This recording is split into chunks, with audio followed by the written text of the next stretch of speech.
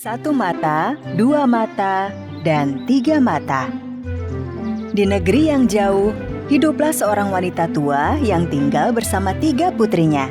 Putri sulung memiliki satu buah mata, putri tengah memiliki tiga buah mata, dan si bungsu memiliki dua mata. Ibu mereka, sang wanita tua, sangat menyayangi si sulung dan si tengah. Ia mengabulkan semua permintaan mereka. Terima kasih banyak, Ibu. Si bungsu selalu diberi tugas dan pekerjaan rumah. Meskipun mereka menganggap ia tak berguna dan tidak cakap. Mereka bahkan tidak mengajaknya makan bersama di ruang makan. Bu, si dua mata tak pantas ikut makan bersama kita di sini. Karena ia tidak becus orangnya. Tapi Jadi, ibunya tidak mengizinkan dua mata ikut makan bersama mereka. Ia hanya diberi makanan sisa setelah yang lain selesai makan. Meski begitu, ia tetap baik hati dan gemar menolong. Satu hari, satu mata dan tiga mata mendatangi si dua mata. Mereka menghina dan melemparkan pakaian kotor mereka pada dua mata. kau mencuci kurang bersih. Cuci lagi.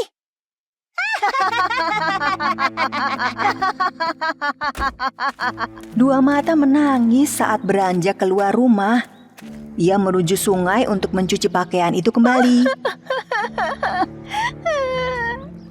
Mengapa mereka memperlakukanku seperti ini? Aku salah apa pada mereka? Saat dua mata menangis, seorang peri mendatanginya. Pakaiannya yang bersinar mempesona si dua mata. Namun, sang peri menyembunyikan wajahnya. Mengapa kau menangis, gadis cantik bermata dua? Karena saya bungsu di rumah. Ibu dan dua saudari saya menganggap saya tak berguna dan membenci saya. Bahkan saya hanya diberi makanan sisa. Jangan bersedih, gadis cantik. Lihat, aku membawa hadiah untukmu. Ini tongkat ajaib. Jika kau punya permintaan sambil mengayunkan tongkat ini sebanyak 3 kali, maka permintaanmu akan terwujud. Ketika si mata dua mengajukan permintaan, muncullah sebuah meja makan. Meja itu dipenuhi aneka makanan lezat. Lihat aneka makanan ini. Semuanya baru dan hangat. Dua mata telah menahan lapar selama berhari-hari, sehingga ia segera menyantap makanan yang ada di atas meja. Begitu kau selesai makan, kau hanya harus mengayunkan tongkat 2 kali, gadis cantik. Ingat, 2 kali saja. Sang peri menghilang tanpa memperlihatkan wajahnya. Gadis mata dua setelah menikmati santapannya, mengayunkan tongkat 2 kali, dan meja itu pun lenyap. Akhirnya aku kenyang. Aku senang. Tapi harus kusembunyikan tongkat ini dari ibu dan kedua kakakku. Mereka bisa melumatku karena tongkat ini. Gadis mata dua pulang dan menggunakan tongkat itu sebagai alat bantu jalan. Ia melihat makanan sisa di meja makan, namun ia tak memakannya karena sudah kenyang. Si dua mata membawa tongkat jalannya dan pergi keluar rumah setiap hari.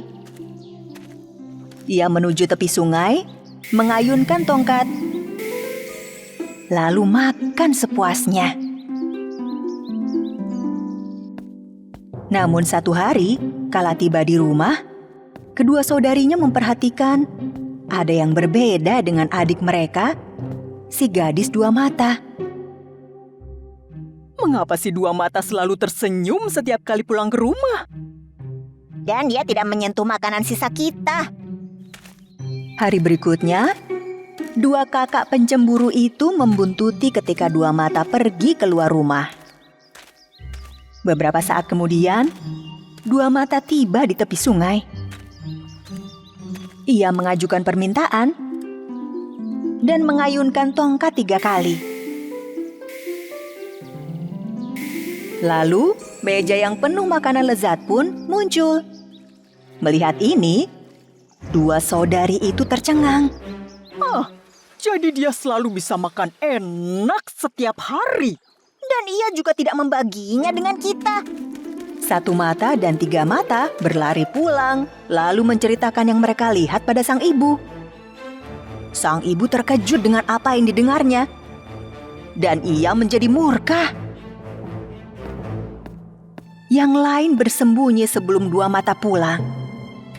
Begitu memasuki rumah, sang ibu mendatanginya, lalu merebut tongkat ajaib itu dan mematahkannya menjadi 2 bagian. Tidak, mengapa ibu melakukannya? Kau bersenang-senang menikmati makanan lezat, sementara kami kelaparan di rumah. Tak ada makanan lagi untukmu di rumah ini. 2 mata merasa sangat kecewa, lalu ia meraih tongkatnya yang patah dan berlari keluar sambil menangis. Saat itu, peri baik hati yang misterius kembali muncul. Jangan menangis, anak manis. Bawa potongan tongkat itu dan kubur di bawah sinar bulan. Pasti kau akan tersenyum kembali. Peri misterius itu kemudian menghilang sebelum 2 mata melihat wajahnya. 2 mata kemudian melakukan apa yang dikatakan sang peri. Esok harinya, pohon berdaun perak dan berbuah emas tumbuh di tempat 2 mata mengubur tongkatnya. Pohon itu megah bersinar, sehingga setiap orang menatap ke arahnya. Ibu dan saudari si 2 mata mendatangi pohon itu dan ingin memetik buahnya. Namun setiap kali mereka mencoba memetik buahnya, dahan pohon itu terangkat. Melihat ini, 2 mata mendatangi mereka.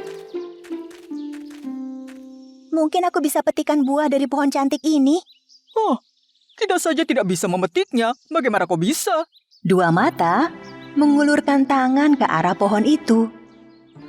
Berilah aku buah dan kegembiraanmu, wahai pohonan berkilau.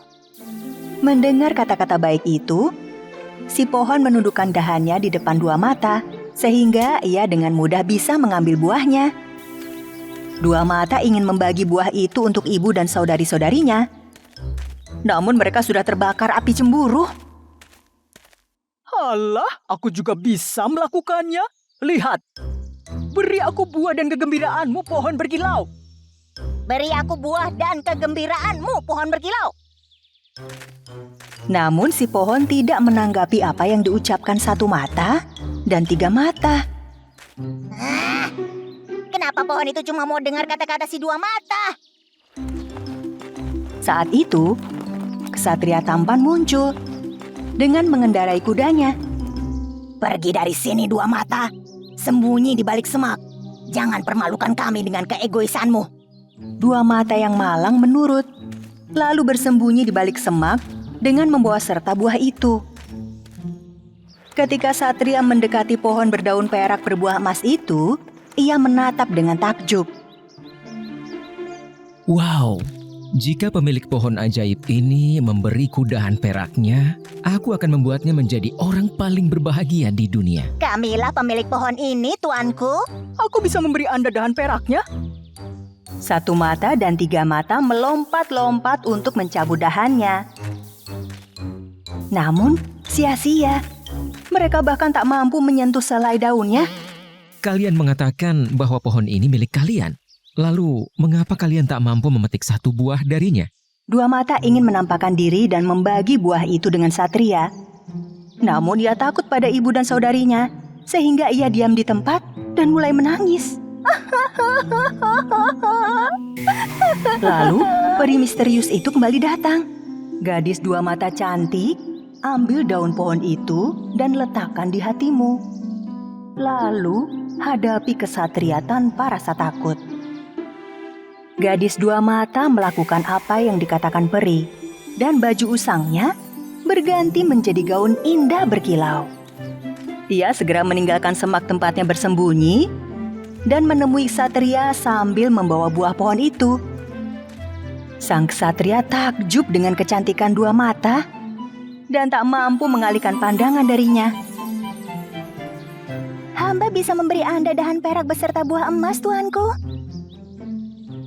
Aku akan membuatmu menjadi wanita paling berbahagia di dunia. Gadis bermata cantik, maukah kau menikah denganku? Dua mata segera menerima lamaran sang ksatria. Lalu mereka berpelukan.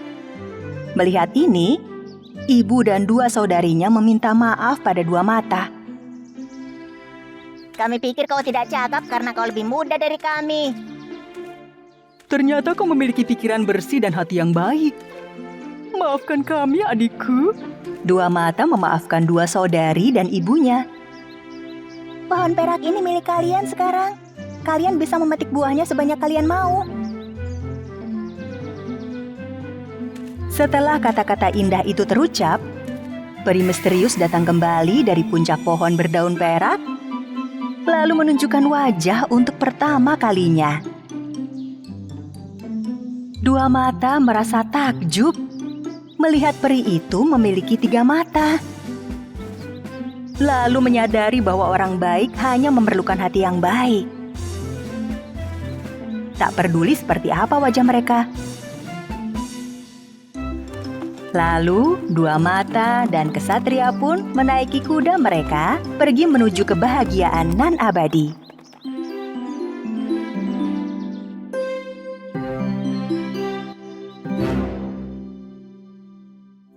Gadis pemalas. Alkisah, seorang ayah bersama 2 anak gadis remajanya tinggal bersama di negeri yang jauh.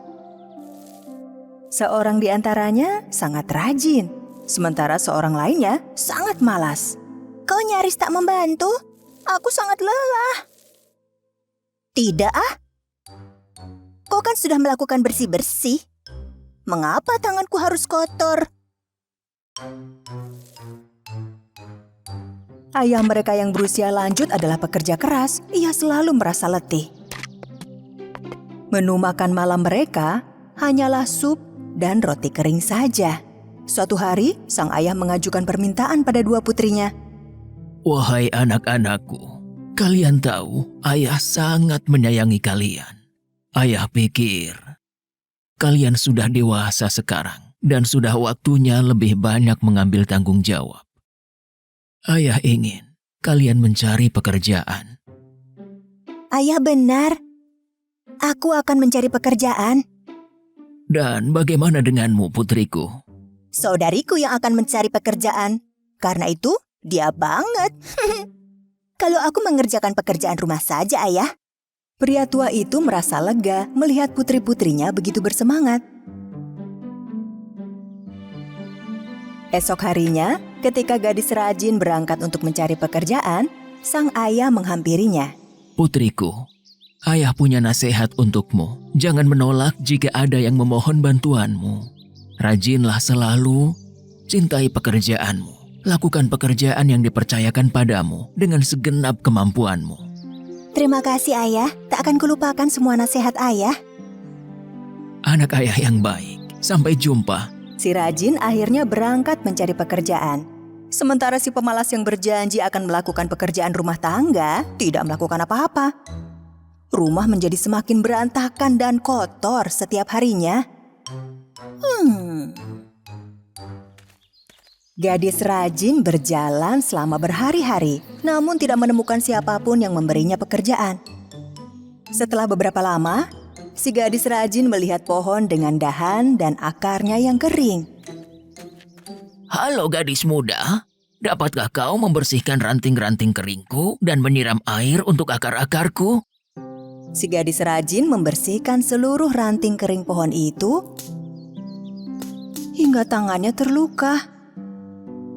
Lalu menyiram akar pohon dengan air minumnya sendiri. Terima kasih gadis muda. Tapi kini kau tak punya air lagi. Tak mengapa. Kau memerlukan bantuan dan kubantu.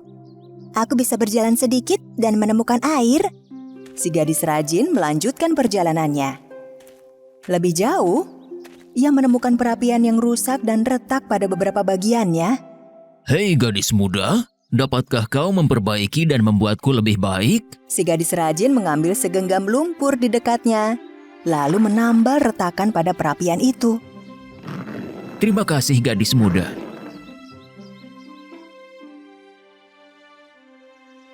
Oh, tak mengapa. Baju tidak berarti apa-apa. Kau memerlukan bantuan dan aku bantu.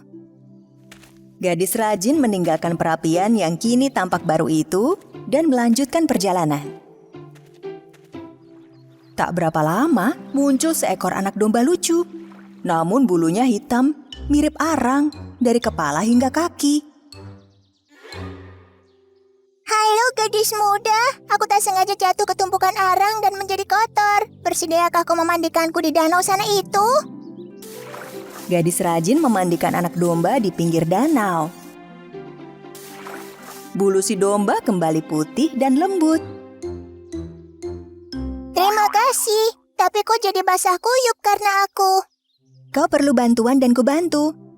Aku sudah kotor sebelumnya, kini aku lebih bersih.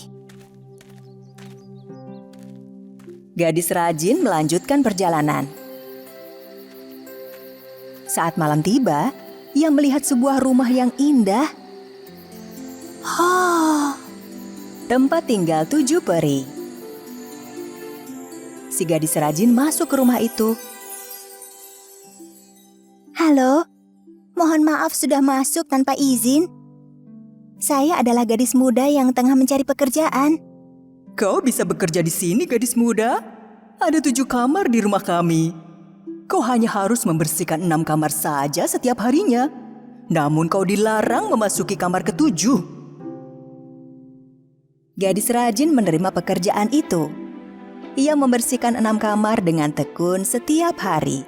Sesuai yang dikatakan peri, selama setahun penuh, ia tak pernah memasuki kamar ke-7. Begitu ia berhasil mengumpulkan cukup uang, ia memohon izin untuk pulang. Tentu, gadis muda. Kau boleh pulang. Aku bertanya-tanya, mengapa kau tak pernah memasuki kamar ke-7? Ayah saya berpesan untuk melakukan pekerjaan dengan benar apapun yang terjadi. Selama di sini tugas saya adalah membersihkan 6 kamar saja. Dan itulah yang saya kerjakan. Itulah tugas yang Anda berikan pada saya. Kami ingin memberimu hadiah atas kejujuran dan ketekunanmu. Ayo, ikut dengan kami. Para peri meminta gadis rajin untuk membuka kamar ke-7. Begitu si gadis masuk, ia melihat begitu banyak koin perak dan emas. Sekarang, bergulinglah di atas koin-koin itu dan yang menempel di tubuhmu akan menjadi milikmu. Si gadis berguling ke kanan dan ke kiri di atas koin-koin.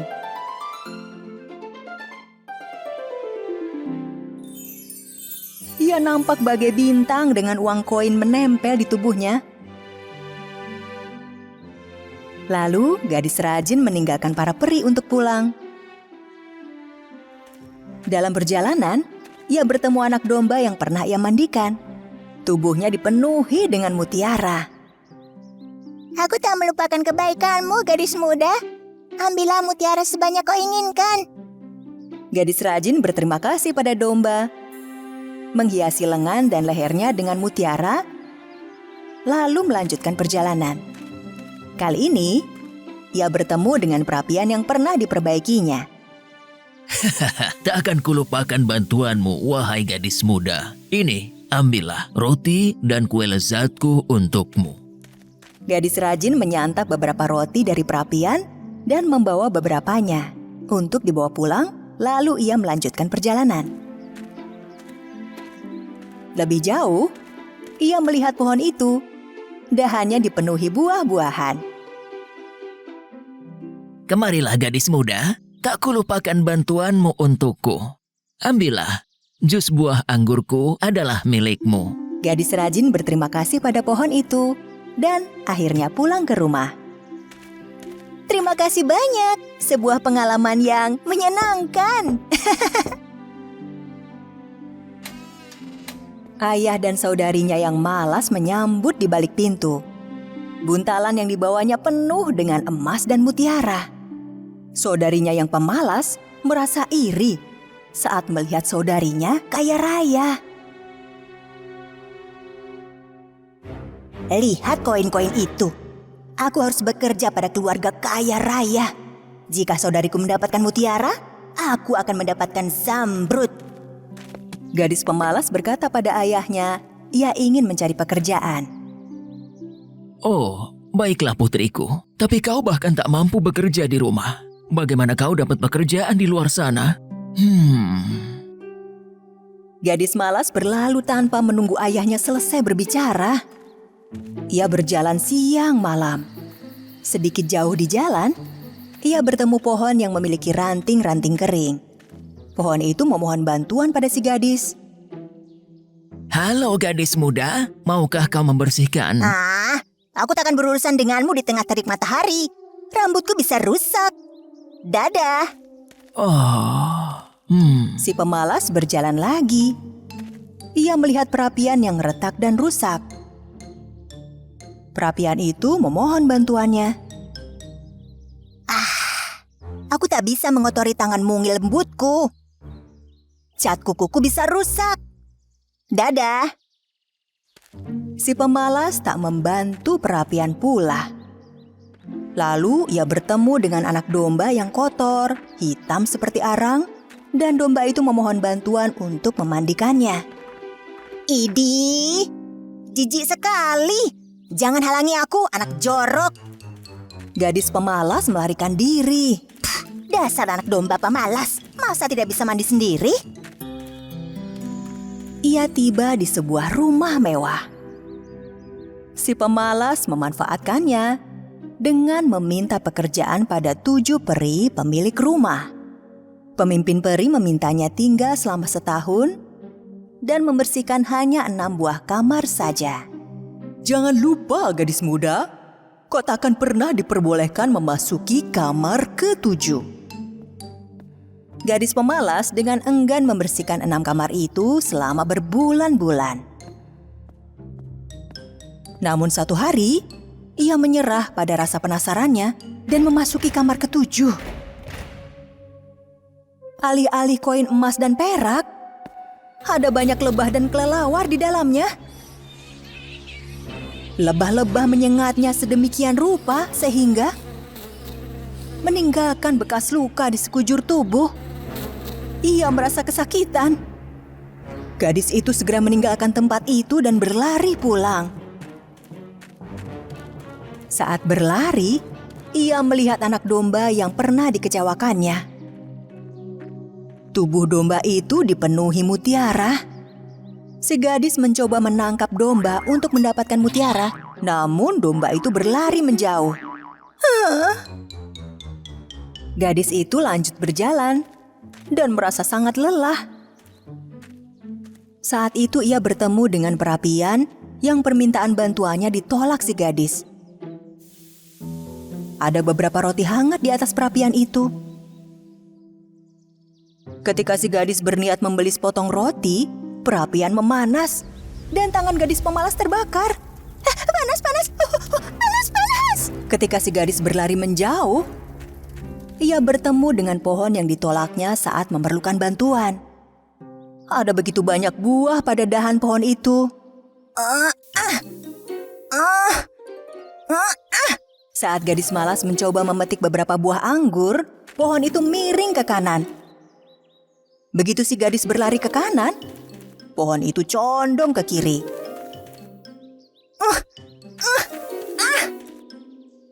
Karena lelah berlarian, si gadis akhirnya menyerah untuk mendapatkan buah itu.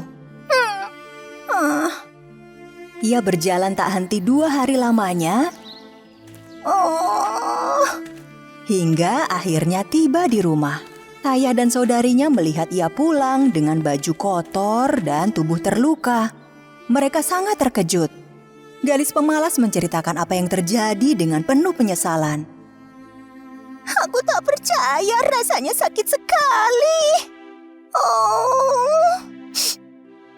Saudariku, kini kau mengerti betapa pentingnya menjadi pekerja keras. Ingat-ingat ya nak, jika kau jujur dan bekerja dengan rajin, kau pasti akan dihargai.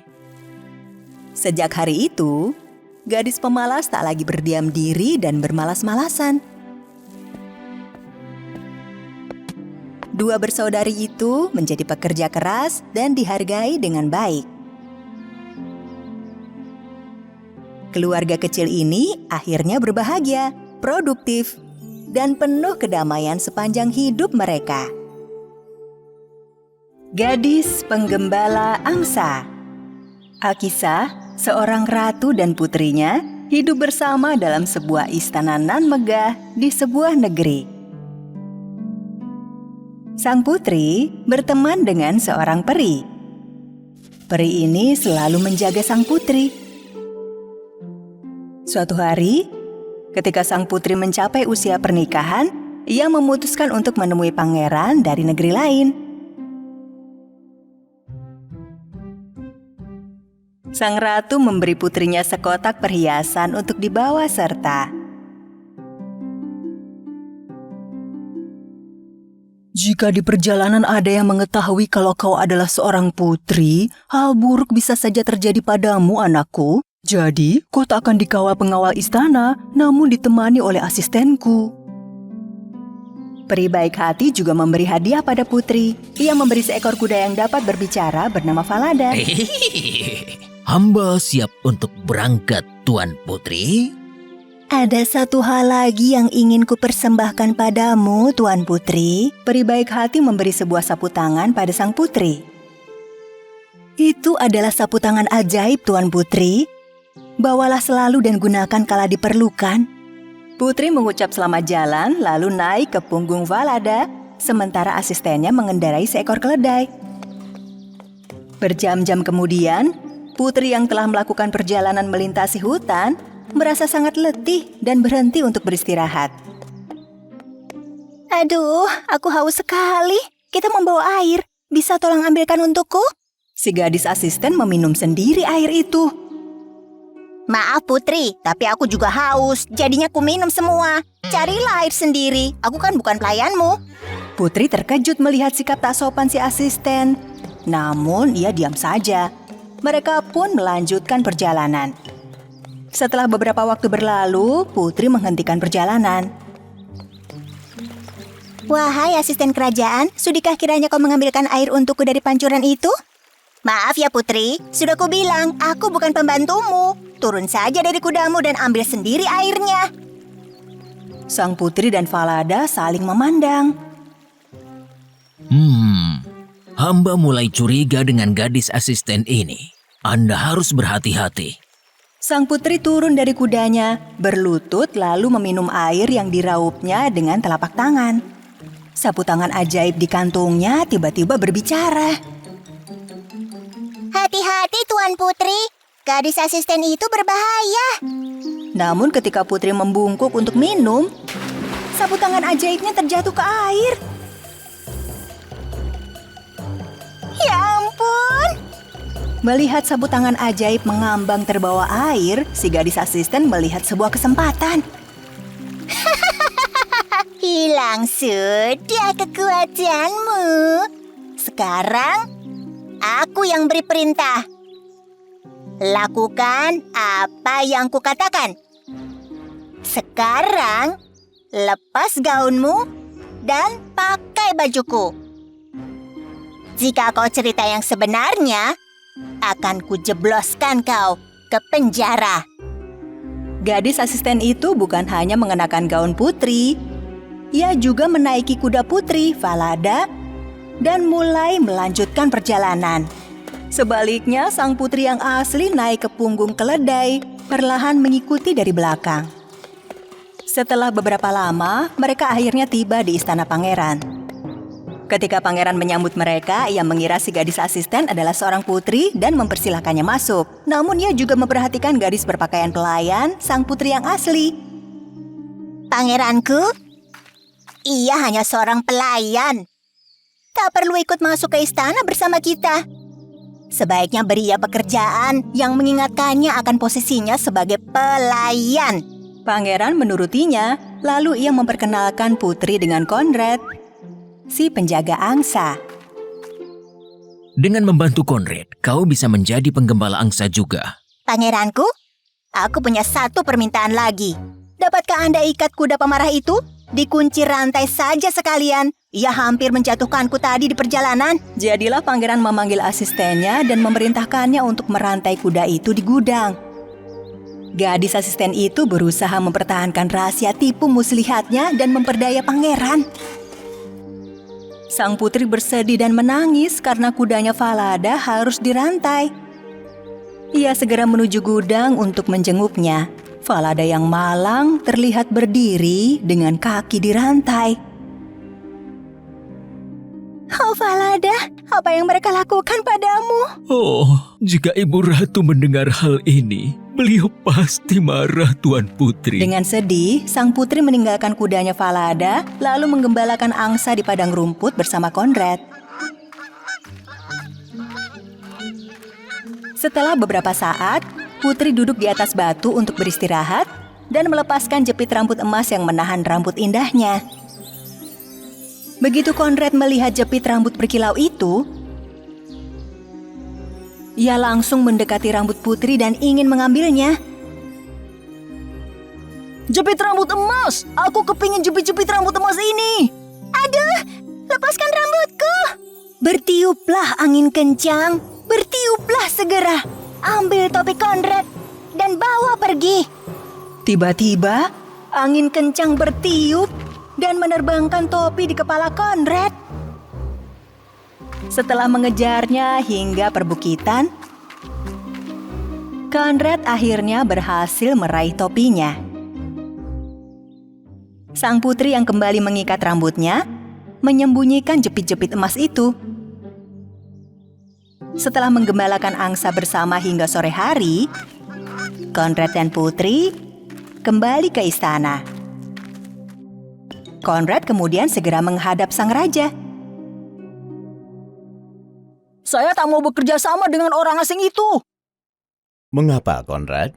Dia itu linglung, bicara dengan kudanya, menerbangkan topiku, dan mengolok-olok aku. Ia tak mau bekerja sama sekali. Mendengar itu, keraguan menyelimuti hati raja. Hari berikutnya, raja diam-diam membuntuti sang putri. Pertama-tama, putri menuju gudang dan mengobrol lagi dengan kudanya Falada yang dirantai. Melihat kuda itu berbicara, raja menjadi takjub. Ia lalu menuju padang rumput tempat Conrad dan putri menggembalakan angsa, lalu bersembunyi di semak-semak. Setelah beberapa lama, ia melihat jepit-jepit emas di rambut putri.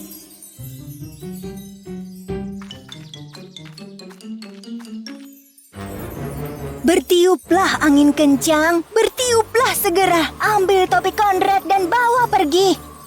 Setelah mengucap kata-kata itu, angin kencang datang dan menerbangkan topi itu kembali. Conrad berlari mengejar topinya ke perbukitan. Sementara itu, lagi-lagi putri menyembunyikan jepit-jepit emas itu di rambutnya. Melihat itu, raja terkejut dan diam-diam segera kembali ke istana. Malamnya, raja memanggil sang putri menghadap. Ia bertanya soal Falada yang bisa berbicara, jepit rambut emas, dan angin kencang. Saat itu juga, sang putri mulai menangis. Hamba tak bisa mengatakan yang sebenarnya, Yang Mulia, karena hamba bisa dipenjara. Jangan takut menceritakan yang sesungguhnya, gadis muda. Katakanlah. Sang putri menceritakan segala-galanya pada sang raja. Jadi, kau adalah putri yang sesungguhnya. Jangan takut, kau tak akan disakiti. Sekarang, bersiaplah sebagai seorang putri. Raja segera memanggil putranya, sang pangeran, dan menceritakan segalanya. Di malam yang sama, tanpa berkata sepatah kata pun pada putri palsu, pangeran menggelar pesta di istana. Putri yang asli duduk di sisi pangeran, sedangkan yang palsu pada sisi yang lain. Kecantikan sang putri begitu mempesona. Namun putri palsu tak mengenalinya. Siapa gadis itu? Apa yang dilakukannya di pesta ini? Di mana ia mendapatkan perhiasan berkilau dan gaun yang indah itu? Wahai bangsawan istana, aku punya cerita untuk kalian. Dengarkanlah aku. Raja mulai bercerita tentang yang terjadi pada putri seolah itu adalah cerita orang lain. Pada akhir cerita, ia bertanya sebaiknya hukuman setimpal apa yang harus diberikan pada penipu tersebut. Hukuman terberat harus diberikan kepada pembohong itu, Yang Mulia. Kakinya harus dirantai dan ia harus dipenjara selamanya. Begitukah? Tapi dirimulah pembohongnya dalam cerita ini. Kau telah memilih hukumanmu sendiri. Prajurit, singkirkan pembohong ini dari hadapanku sekarang. Demikianlah si gadis asisten mendapat hukuman karena menghancurkan hidup sang putri dengan kebohongan. Pangeran melamar putri yang asli malam itu juga.